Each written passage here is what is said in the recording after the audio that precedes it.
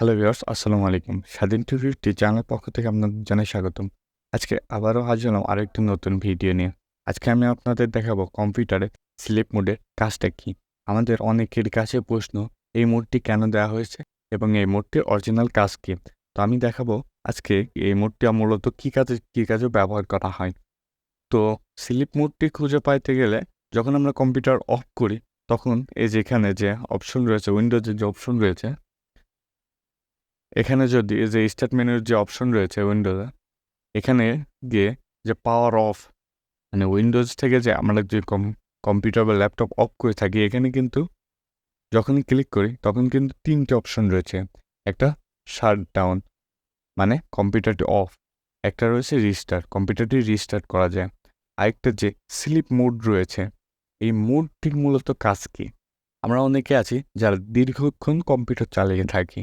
অনেক সময় দেখা যায় কি কম্পিউটার থেকে রেস্ট নেওয়ার প্রয়োজন হয়। যারা অফিস আদালতে বা যেকোনো প্রতিষ্ঠানে কাজ করি, অনেক সময় ব্রেকের প্রয়োজন হয়। কিন্তু আমার কম্পিউটার ফাইলগুলো যেমন আছে ঠিক তেমন ইন্টারফেসে থাকা দরকার। মানে আমি যে একটা প্রজেক্টে কাজ করছি, তো সেক্ষেত্রে কম্পিউটার স্ক্রিনটা ঠিক যেমন ছিল তেমনই থাকবে।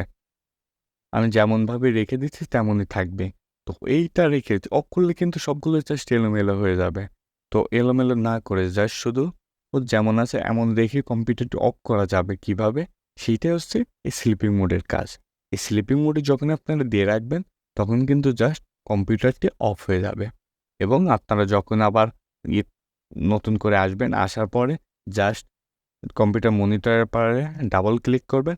ডাবল ক্লিক করে জাস্ট পাসওয়ার্ড দিয়ে কিন্তু কম্পিউটারটি আগের রূপে চলে যাবেন। তো এটা মূলত স্লিপিং মোডের কাজ। তেমনই আরও শর্ট ভিডিও দেখতে আমাদের চ্যানেল স্বাধীন টিভিটিকে সাবস্ক্রাইব করুন এবং বেল আইকনটি বাজিয়ে দিন। তো এতক্ষণ সম্পূর্ণ ভিডিওটি দেখার জন্য ধন্যবাদ।